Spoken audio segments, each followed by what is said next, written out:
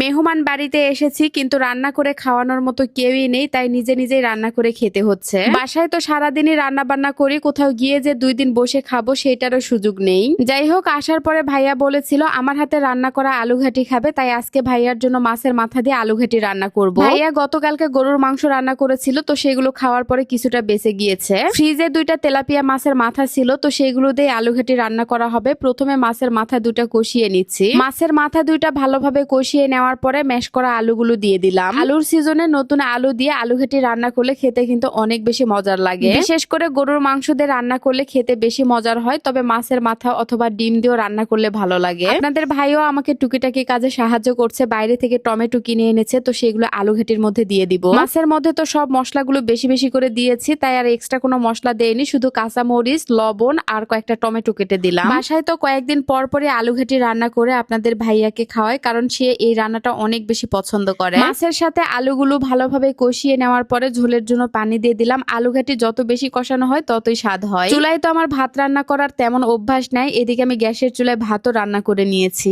একবারে সেহরির জন্য রান্না করে নিলাম। সেহরির সময় ভাত তেমন কেউই খায় না। এদিকে আলু ঘাটিও রান্না করা হয়ে গেছে, অল্প সময়ের মধ্যেই রান্নাটা হয়ে গেল। আলু ঘাটিতে ঝোলের পরিমাণ একটু বেশি রাখতে হয়, নইলে ঠান্ডা হলে শুকিয়ে যায়। এই তো আমার আলু ঘাটি রান্না করা হয়ে গেল, এরপরে তরকারিটা নামিয়ে নিলাম। অপরিচিত একটা বাসায় এসে আসলে নিজের মতো রান্না বান্না করা যায় না, তারপরে যতটুকু সম্ভব করেছি। রান্না বান্না করতে আমার একদমই আলসামি লাগে না, বরং ভালোই লাগে। ভালোবেসে বড় ভাই ছোট বোনের হাতে রান্না খেতে চেয়েছে, সেটা রান্না করে খাওয়াবো না তা তো হতেই পারে না। আমার হাতে রান্না খেয়ে ভাইয়া তো অনেক প্রশংসা করেছে, আমি তো খুবই খুশি হয়েছি। রান্না বান্না করতে করতে রাত 12টা পার হয়ে গেছে, তারপর আমরা খাওয়া দাওয়া করলাম। ঢাকায় তো যে কাজে এসেছিলাম সেই কাজগুলো তো এখনো করতেই পারিনি, পরের দিন সকালবেলা বের হয়ে পড়লাম। আজকে সারাদিনই আমার অনেক অনেক কাজ আছে। প্রথমে এসেছি টিকিওয়াইউ ব্র্যান্ডের অফিসে। আসার পর থেকে ভাইয়া বারবার বলছিল তাদের অফিসটা অন্তত একবার হলেও দেখে যাওয়ার জন্য। অফিসে আসার পরে তো আমি একদমই অবাক, ভাইয়াদের প্রোডাক্ট যেমন ভালো অফিসটাও তেমন সুন্দর। আমার এক দেখাতেই ভীষণ পছন্দ হয়েছে। 3 তলা একটা অফিস,